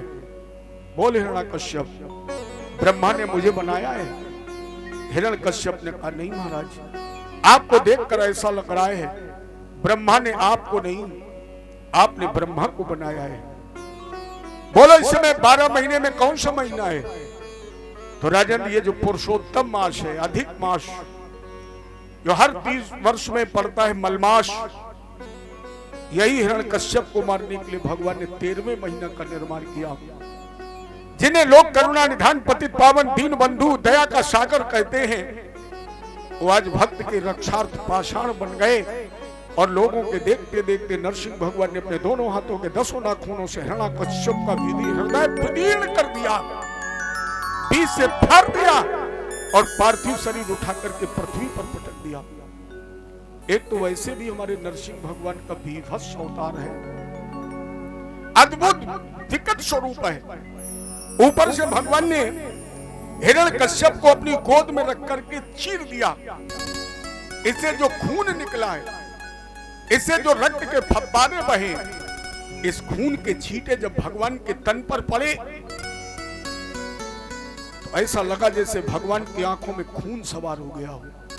जीभ लपला रहे, दाढ़ी किटकिटा रहे, बार बार सर हिलाकर यत्र तत्र सर्वत्र देख रहे थे, भयंकर क्रोध में थे। परीक्षित ने कहा गुरुजी रुक जाइए, जब हिरण्याकश्यप मारा गया तो भगवान का क्रोध शांत हो जाना चाहिए, अब क्रोध बढ़ क्यों रहा है? सुखदेव जी ने कहा क्रोध बढ़ने का एक कारण था, भगवान को सब दिखाई पड़ रहे थे, केवल प्रहलाद दिखाई नहीं पड़ रहा था। उसमें देवता नाग किन्नर यक्ष गंधर्व सभी अपना परिचय दे रहे थे, लेकिन भगवान एक भी शब्द नहीं सुन रहे थे और बार बार सिंहनाद करके यत्र तत्र सर्वत्र देख कर कह रहे थे अरे ब्रह्मा, अगर मेरे आने से पहले मेरे लाडले भक्त प्रहलाद का हो गया होगा अनिष्ट तो फिर चलेगी भारत में प्रलय की बयार, क्योंकि महाप्रलय में बचे न कोई और तबहु न नाश भक्त कर हुई। भक्त वजनमा नित्य शुद्ध अविनाशी है। जिस देश में भक्त नहीं उस देश का नाम भारत नहीं। अगर भक्त नहीं रहेगा तो ब्रह्मा फिर ब्रह्मांड के नक्शे पर भारत का नाम नहीं रहेगा। इसलिए भगवान का क्रोध बढ़ रहा था, क्योंकि प्रहलाद तो उस समय पिता की मृत्यु से शोक संतप्त आंगन के एक खंभे के पीछे छुपा खड़ा था, बिलक बिलक कर हाथ जोड़ करके रो रहा था।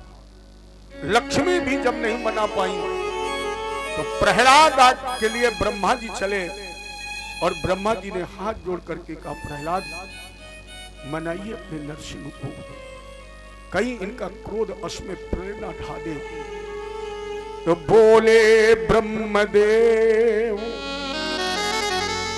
प्रहलाद से, हे भक्त पुत्र, और तुम ही पास जाओ, क्रोध शांत तो कराओ तुम। प्रहलाद आगे बढ़ो, नरसिंह भगवान का क्रोध शांत कर लीजिए, क्योंकि धारे हैं तुम्हारे लिए आज नरसिंह रूप, अस्तु प्यारे जाओ, अति शीघ्र समझाओ। संकट पड़ा है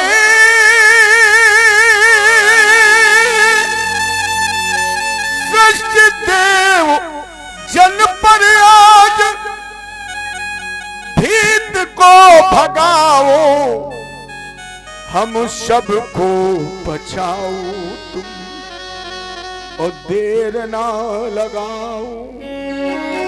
प्रहलाद देर मत करो, विलंब मत करो, क्योंकि नरसिंह भगवान का क्रोध अमोघ है, कहीं प्रलय ना हो जाए, क्योंकि इनका क्रोध केवल दैत्यों पर नहीं, आज देवताओं पर भी संकट बनकर आ सकता है।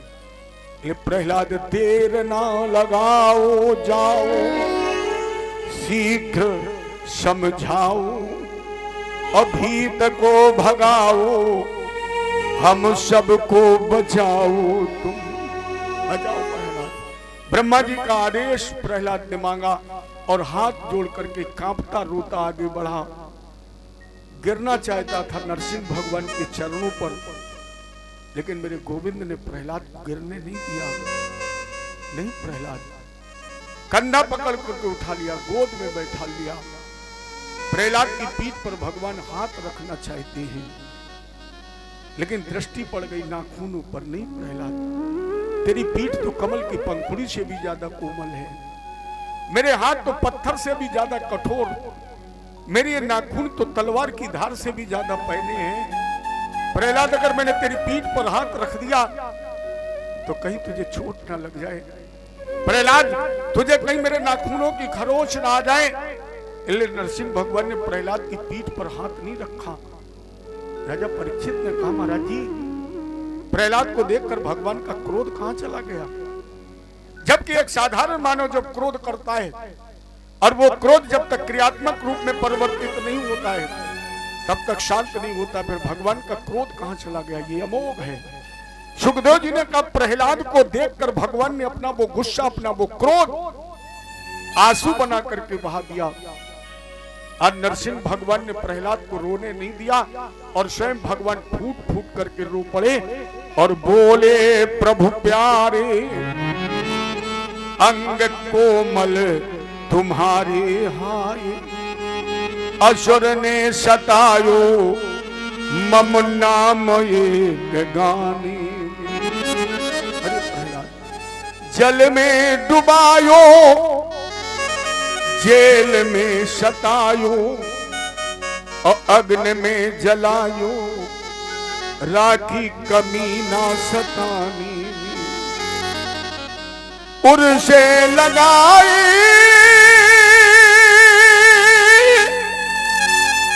लपटाए प्रभु बार बार, करुणा स्वरूप लगे करुणा दिखाने में, मंडल मुखार बिंद चूम चूम कहीं बार बार, और क्षमा करो पुत्र मुझे देर हुई आने में, देर हुई आने में।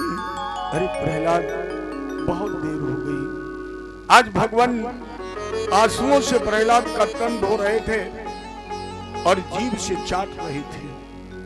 बोलो प्रभु, बोलो प्रहलाद, इंद्र पद दे दूं? बोलो प्रहलाद, ब्रह्मा बना दूं?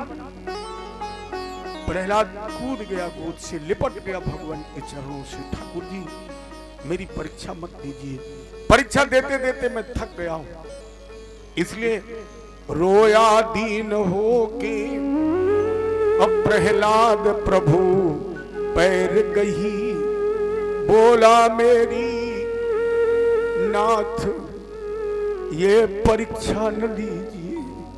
ठाकुर जी अब मेरी परीक्षा मत लीजिए। मेरे पिताजी ने बहुत परीक्षा ली है, परीक्षा देते देते मैं थक गया हूं, अब नहीं दे सकता हूं। ले रोया दीन होके अब प्रहलाद प्रभु पैर गही, अब बोला मेरी नाथ ये परीक्षा न लीजिए। अब मांगने का लोभ गई छुड़ाते हो भुलाते पैर, अब बड़क पने की भक्ति गति मत कीजिए। कामना यही है न कामना रहे को उर। ठाकुर जी अगर वरदान देना चाहते हैं तो अपने लाडले प्रहलाद को एक ही वरदान दीजिए, अपने अभागे प्रहलाद को एक वरदान दीजिए। भगवान ने भी पूछा प्रहलाद तुम अभागे कहां हो? प्रहलाद ने कहा अभागा नहीं हूं। ठाकुर जी पलट दीजिए इतिहास के पन्ने, एक भी प्रमाण दे दीजिए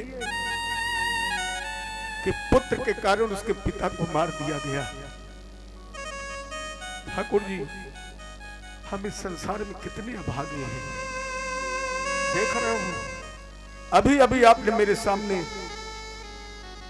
मेरे पिता को मार दिया है, तो जिस पुत्र के कारण इस संसार में उसके पिता को मारा जाए, उससे ज्यादा पुत्र भागा कौन हो सकता है?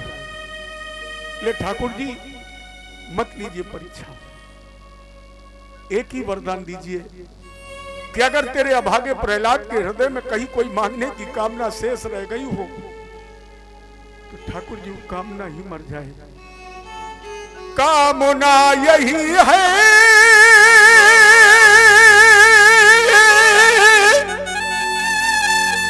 न कामना रहे को उर, और दीजिए हमें तो प्रभु यही बर दीजिए। अब मंजुल हमारे प्यारे पिता बैरी को, मेरे पिता ने बहुत अपराध किए, लेकिन मेरे गुरुजी ने पढ़ाया है क्षमा बलन को चाहिए। आप तो बहुत बड़े हैं ठाकुर जी, आप बहुत बड़े हैं, आपसे बड़ा कोई नहीं हो सकता है। मेरे पिताजी बहुत छोटे हैं, उन्होंने बहुत अपराध किए हैं, अब वो आपके सामने क्षमा भी नहीं मांग सकते हैं। उनकी आत्मा होने के नाते ठाकुर जी एक ही मेरी कामना है, मंजुल हमारे प्यारे पिता बैरी को, और दीजिए सधाम राम यही बर दीजिए, यही बर दीजिए, यही बर दीजिए। प्रभु यही वरदान दे दीजिए कि मेरे पिता का उद्धार हो जाए। नरसिंह भगवान नहीं चाहते थे, फिर भी अनायास मुख से निकल पड़ा, धन्य है पितृ भक्त प्रहलाद। तेरे जैसा पितृ भक्त ना तो आज तक कोई हुआ, ना है और ना कभी होगा।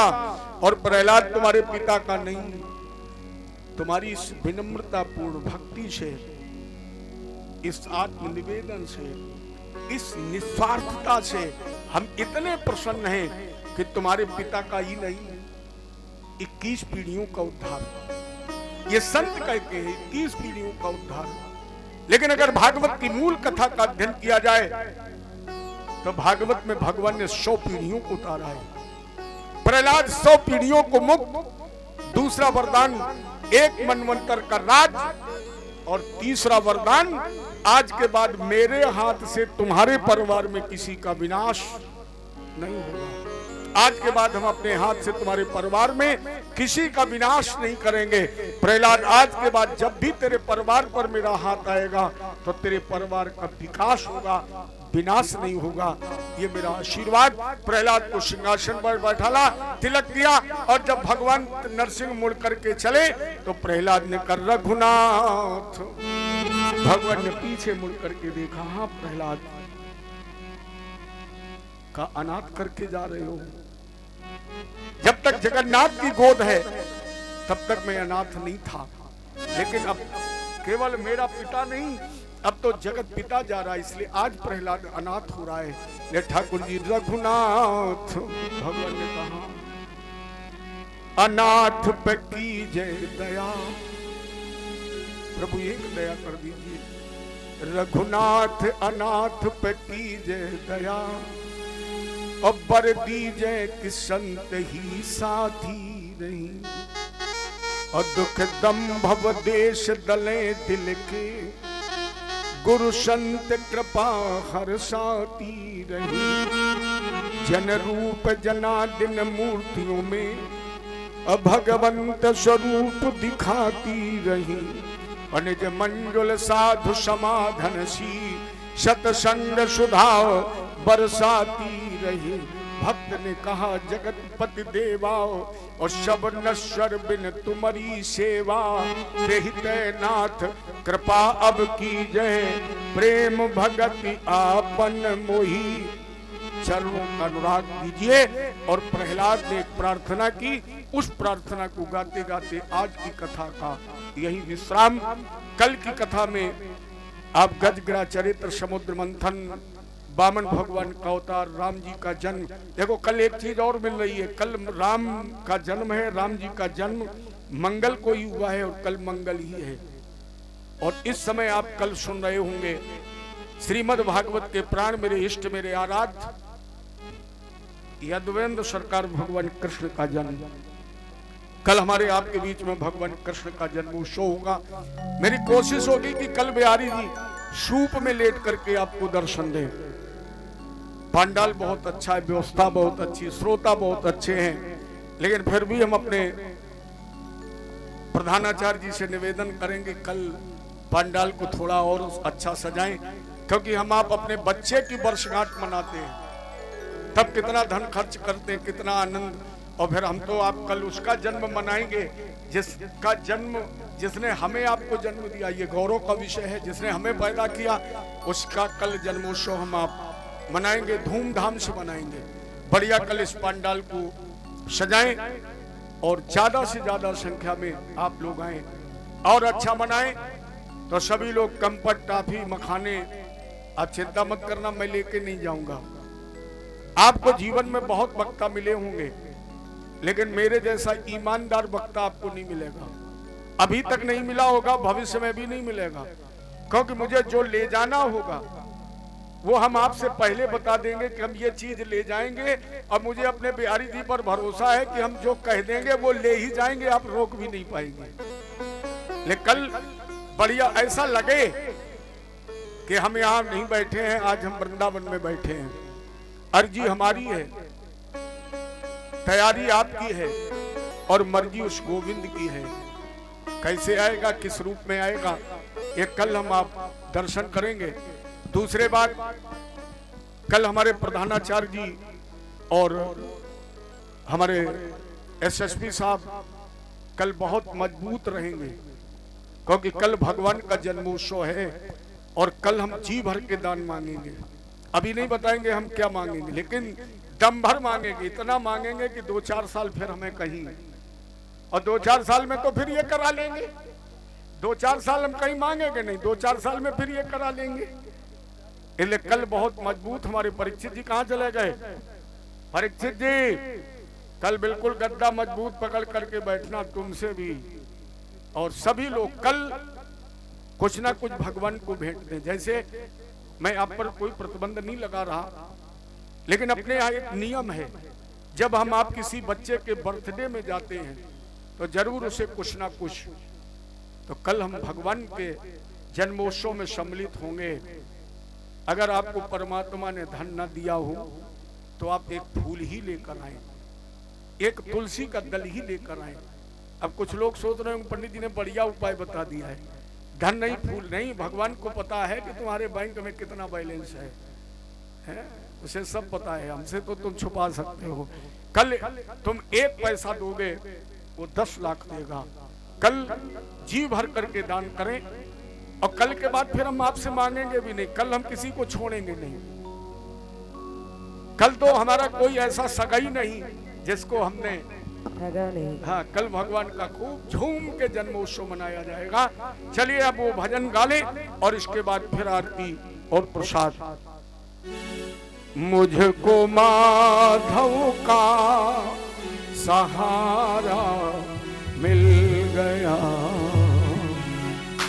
मुझको माधव का सहारा मिल गया, मुझको माधव का सहारा मिल गया,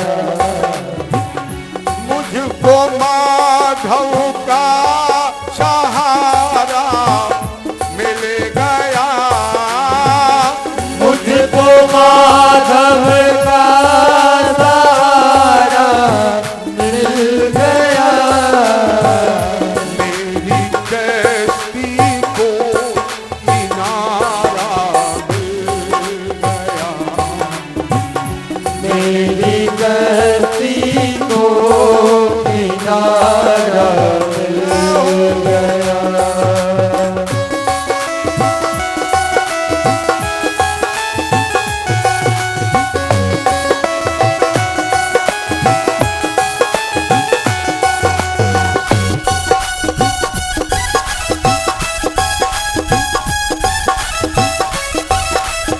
आजा उठाइए दोनों हाथ।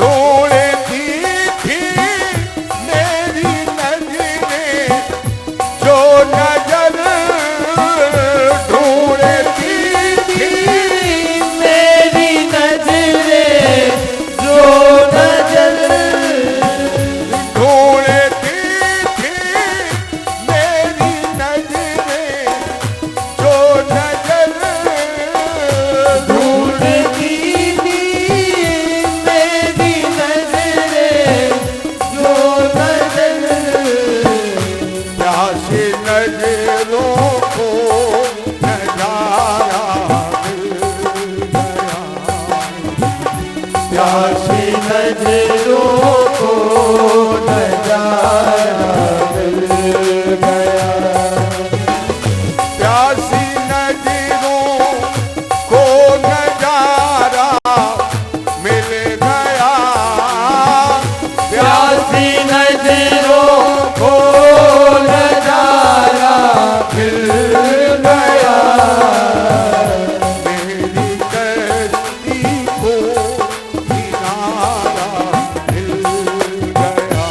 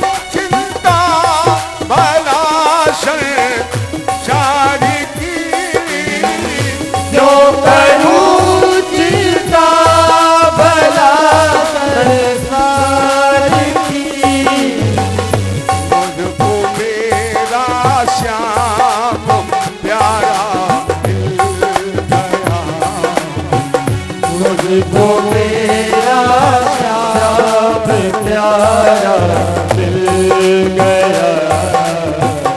मुझको मेरा श्याम प्यारा मिल गया। मुझको मेरा श्याम प्यारा मिल गया। मेरी कैसी को किनारा मिल गया। मेरी गति को किनारा मिल गया। मुझको माधव का सहारा मिल गया। मुझको मानव का सहारा मिल गया। मुझको मानव का सहारा जय बोले कृष्ण भगवान की जय। रामचंद्र की जय हो। सभी लोग प्रेम से भगवान की आरती।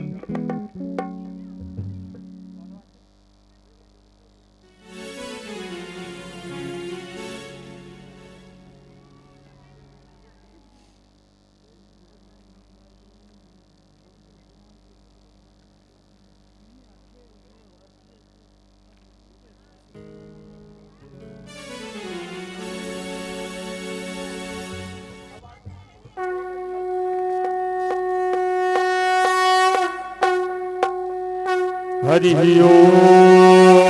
चंद्रमा जातो सूर्यो जायते श्रोत्राद्वायस्य प्राणस्य मुखादग्निर्जायते।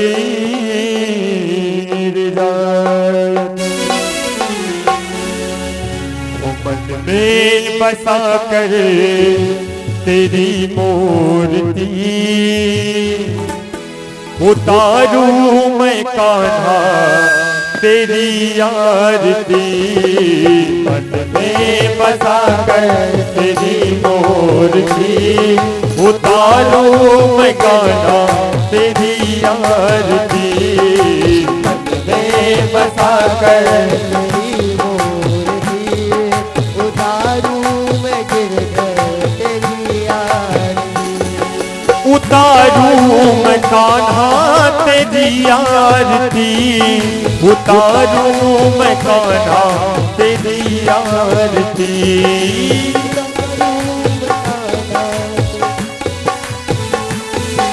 उतारू मैं कान्हा तेरी आरती। मन में बसा कर तेरी मूर्ति उतारू मैं कान्हा तेरी आरती।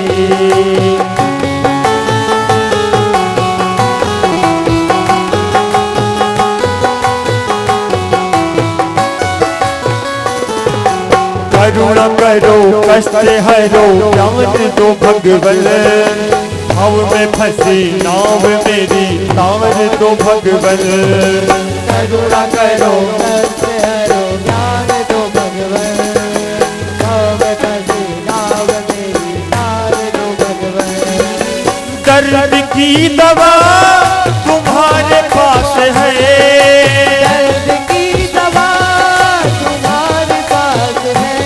वो जिंदगी दया की है भीख मांगती।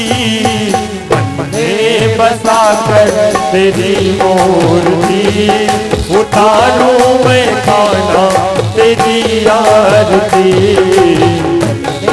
बता कर तेरी मूर्ति उतारू मैं कान्हा तेरी आरती।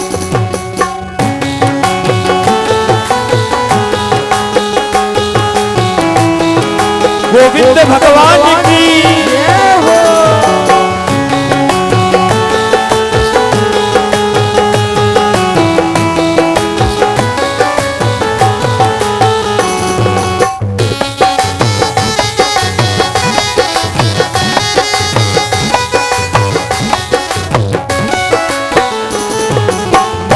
तुमसे क्या मैं यही सोचूं भगवन।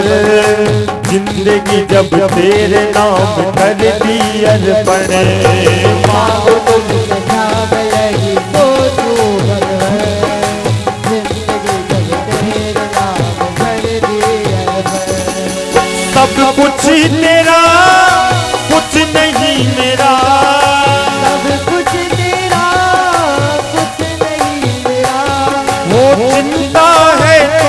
प्रभु संसार की, मन में बसा कर तेरी मूर्ति, उतारूं मैं गाना तेरी आरती।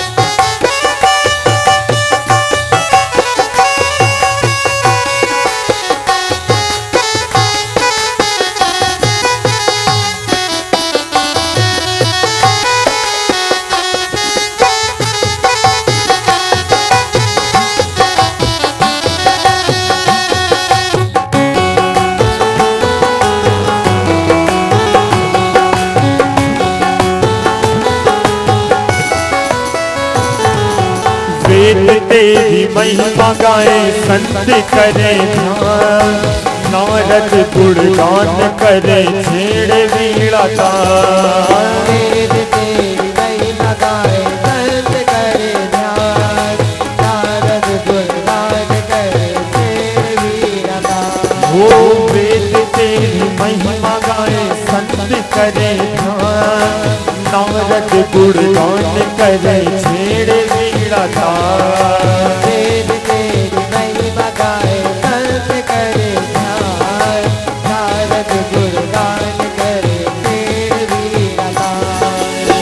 भक्त तेरे द्वार कर रहे पुकार, तेरे द्वार कर रहे पुकार। हो भक्त सभी मिलके करे प्रभु की आरती, मन में बसा कर तेरी मूर्ति, उतारूं मैं खाना तेरी आरती।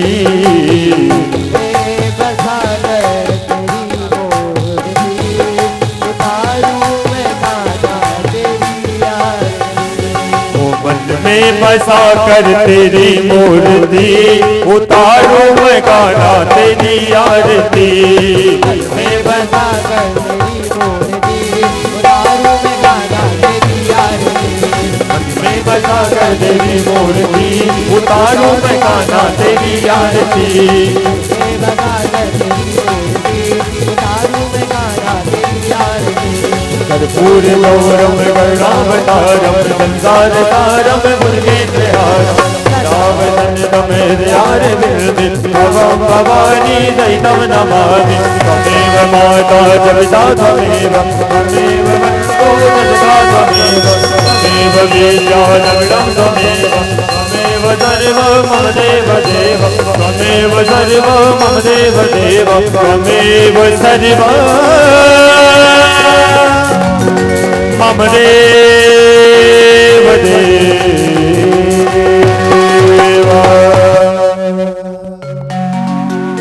शीतले तुम जगत माता, शीतले तुम जगत पिता, शीतले तुम जगत दात्री, शीतलाय नमो नमः।